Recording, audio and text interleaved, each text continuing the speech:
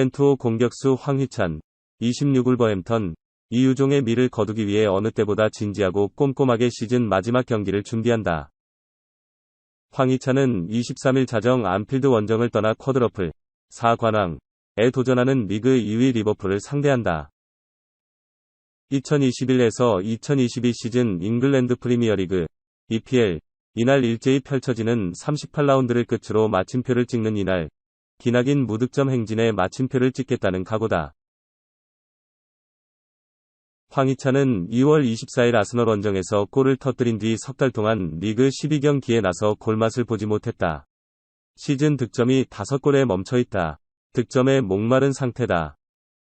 지난해 여름 독일 라이프치히에서 울버햄턴으로 임대 이적한 황희찬은 빠른 적응력으로 개막 후 10월까지 4골을 몰아치며 주가를 드높였다. 하지만 11월 이후부터 현재까진 한 골에 그쳤다. 지난 1월 울버햄턴으로 완전 이적이 결정된 이후에도 상황은 달라지지 않았다. 컨디션 난조, 햄스트링 부상, 브루노 라즈식 수비 위주의 전술 등이 복합적으로 작용했다는 분석이다. 지난 1일 브라이턴전을 마치고는 지역지 버밍엄 라이브에서 황희찬에 대한 비판 기사가 나왔다. 이 매체는 황희찬은 믿을 수 없을 정도로 운이 좋다. 후반 들어 보여준 그의 터치는 처참했다 등 혹평을 쏟아냈다. 비판 수위가 과한 부분이 있지만 주력 선수에겐 이러한 비판은 늘 따라다니는 법이다.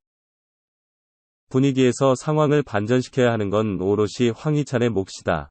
유럽 최강팀인 리버풀을 상대로 화려한 퍼포먼스를 보이면 올 시즌 후반기 부진에 대한 우려를 말끔히 씻는 한편 두 번째 시즌에 대한 기대치를 한껏 높일 수 있다. 황희찬은 그에 발맞춰 준비를 하고 있다. 그는 수년째 여름 휴식기의 기술, 개인기를 발전시키기 위해 축구 과외를 받곤 했는데 최근 프리스타일러 출신 스킬 트레이너인 전권을 울버햄턴에 초대한 것으로 전해졌다. 과외 선생을 호출한 건 리버풀전에 온 신경을 집중하고 있다는 뜻으로 해석할 수 있다. 원정팀의 무덤으로 불리는 안필드는 황희찬에게 기분 좋은 장소다. 잘츠부르크, 오스트리아 소속이던 2019에서 2020 시즌 안필드에서 열린 유럽 챔피언스리그 조별리그 2차전에서 리버풀의 반 다이크를 돌파한 뒤 득점한 장면이 현지에서 크게 조명됐다.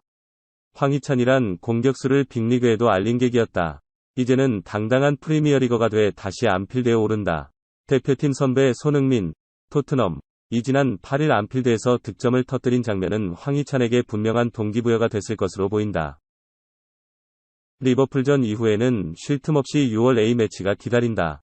한국은 6월 2일 브라질, 6일 칠레, 10일 파라과이를 연속해서 상대한다. 황희찬의 시즌은 아직 한 달이나 더 남은 셈이다. 그 한 달 동안 황소의 매력을 발산할 필요가 있다. 손흥민 활약에 스페인도 조명, 슈퍼소닉이 살라의 득점왕 위협한다. 2021-22 시즌 프리미어리그가 한 라운드만 남은 현재 누구보다 손흥민에게 마지막 경기가 중요하다. 토트넘의 우에파 챔피언스리그 진출권과 개인 득점왕까지 모두 노릴 수 있기 때문이다. 운명의 마지막 라운드는 오는 23일 한국 시간 캐로우 로드에서 노리치 시티와 치른다. 손흥민은 이번 시즌 아시아 선수 최초로 프리미어리그 득점왕을 노린다.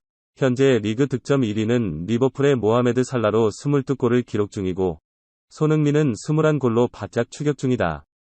살라가 득점왕에 가장 가까운 상황이지만 챔피언스리그 결승전까지 앞둔 상황에서 부상 우려로 38라운드 출전이 불투명하다. 오히려 손흥민에게 유리한 상황이다. 잉글랜드뿐 아니라 스페인까지 손흥민의 이번 시즌 득점왕 여부에 관심을 갖고 있다. 스페인 매체 마르카는 19일 손흥민의 이번 시즌 활약을 조명하며 살라의 득점왕을 위협하고 있다고 보도했다. 해당 매체는 프리미어리그 마지막 라운드가 남은 가운데 많은 일들이 아직 끝나지 않았다. 우승팀, 강등팀, 챔피언스리그 진출팀, 그리고 특히 득점왕이 38라운드에 결정된다. 며 손흥민이 살라의 자리를 위협하고 있다. 슈퍼소닉은 최근 9경기에서 10골을 기록하며 토트넘을 4위로 끌어올렸다. 고 손흥민의 활약에 주목했다. 이 언론은 단순히 손흥민이 득점왕 경쟁 중이라는 사실을 보도하는데 그치지 않았다. 지난 시즌 득점왕이자 팀 동료 해리 케인을 제치고 토트넘 최다 득점자라는 것, 개인 커리어 사상 최고 득점을 기록 중이라는 것도 밝혔다. 또한 페널티킥 골이 하나도 없다는 점과 오른발 9골, 왼발 12골로 양발잡이나 마찬가지라는 것도 강조했다. 이렇게 손흥민이 보여준 모습을 바탕으로 살라를 제치고 득점왕에 오를 수 있을 것이라 기대했다. 나 불평한 적 없는데? 아르테타, 콘테의 지적에 정면 반박. 아스널은 지난 13일 한국 시간 프리미어리그에서 토트넘 호스퍼에 3에서 0으로 완패했다. 더비 라이벌과 챔피언스리그 출전권을 두고 벌이는 승부였기에 반드시 이겨야만 하는 경기였으나 롭홀딩이 전반 이른 시간 퇴장당하며 졸전을 펼쳤다. 아르테타 감독은 경기가 끝난 후 주심의 판정에 대해 불만을 토로했다. 홀딩의 퇴장 장면에 대해 내 생각을 말하면 6개월 정지 징계를 받게 될 것이다. 기자를 향해 난 당신이 내 몸짓을 아주 명확히 읽을 것이라 생각한다. 라며 비꼬았다.